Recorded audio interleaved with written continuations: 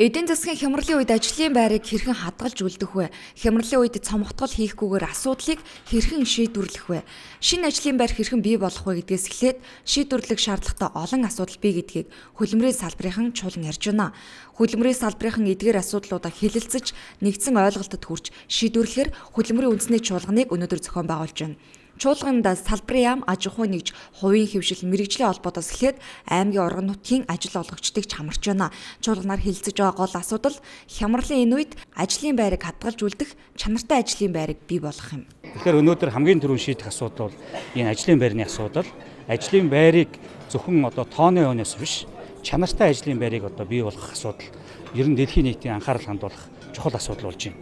Тэгэхээр өнөөдөр нэг жилдээ нэг 35 мянган ажлын байрыг бий болголоо гэсэн ийм тоо мэдээвэл ер нь жил үрэл гардаг. Тэгэхээр яг бодиттойгоор тэр 35 мянган ажлын байрны хэдэн хувь нь чанартай байна уу?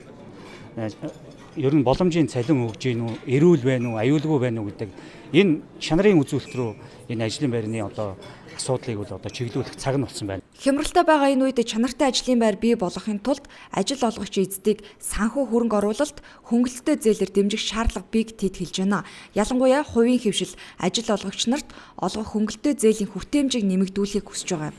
Одоогоор хөдөлмөрийн яамны зүгээс ажлын байрыг дэмжих талаар 5 хөтөлбөр хэрэгжүүлж байна. 12 оноос 190 гаруй мянган ажлын байр бий болгосон байдаг. Шинжлэлийн засгийн газар ажилдаа орлоготой Монгол хүн хөтөлбөрийн хүрээнд ажлын байр хадгалаад цаашид үйл ажиллагаа явуулахын тулд манай хөтөлбөрийн яам энэ төсөл хөтөлбөрүүдэд бас жишээлбэл шинжилж байгаа 5 хөтөлбөр байсан. Үүнийгээ иргэдэд хүртээмжтэй чанартай болгохын тулд 7 болгож байгаа. За цаашид ажлын байрыг бий болгох одоо байгаа ажилтнуудыг дэмжихэд бас нэгэн чухал асуудал нь эрх зүйн шинжилэл хэмээн салбарынхаа үзэж байна. Одоогоор хөдөлмөрийн тухай хуулийн шинжилсэн найруулгыг улсын хурлаар хэлэлцэж байгаа юм. Энэ удаагийн шинжилсэн найруулгаар ажил олгогч, ажилтан, төргээд тал бүрийн оролцоог жигд байлгаж, одоогийн орчин нөхцөл илүү тохируулж өөрчилж байгаа хэмээн ажлын хэсгийнхэн тайлбарлаж байгаамаа. Хуучин хөдөлмөрийн хуулинд бол ерөөсөө Монгол улсад бол ажилчин хүний эрх шиг хамгаалсан. Нөгөө талд нь эзэн төр байсан байхгүй. Тэгэхээр төр ажилчин хоёрын хоорондын харьцаа байсан.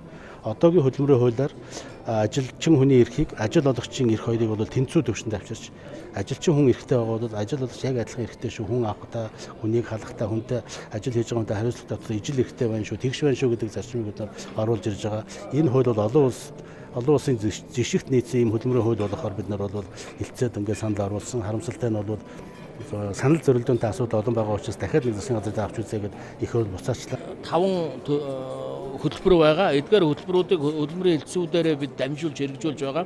Төр ажлын байрт хамруулах, тогтмол ажлын байр бий болгох энэ төлөвлөгөө бол төлөвлөгөөнийхөө дагуу явж байгаа. За 2016 онд бид төрөөс хөдөлмөр эрхтийн талаар баримтлах бодлогыг зайлшгүй батлуулах шаардлагатай байгаа. Хөдөлмөрийн тухай хуулиа болсон Монгол улсын хурлаар одоогийн байдлаар хэлэлцүүлж байна. За мэрэгжлийн боловсролын сургалтын тухай хууль бас нэмэлт өөрчлөлт оруулж байгаа. Эхний ээлжинд хөдөлмөрийн тухай хуулийн шинжилсэн найруулга батлагдчихвал ажилтан, ажил олгогч, ажлын байрны чанараас эхлээд тулгамдж байгаа олон асуудлыг шийдвэрлэх эрх зүйн суурь бүрдэнэ гэж чуулганд оролцож байгаа салбарынхан дуу нэгтэйгээр онцолж байна.